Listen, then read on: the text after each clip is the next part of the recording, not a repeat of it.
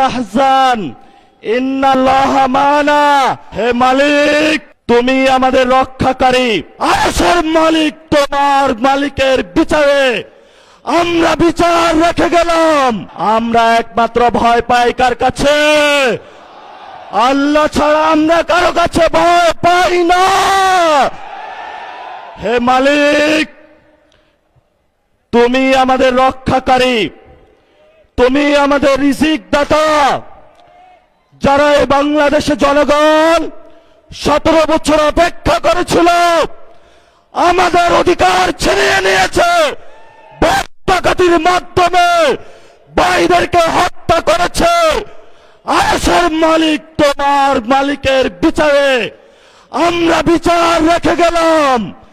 তুমি তাদের দৃষ্টান্তমূলক শাস্তি বাংলার মাটিতে জনগণের সামনে করবে। আমরা আজকে তোমার মসজিদের সামনে বিচার রেখে গেলাম। বাংলাদেশের মানুষ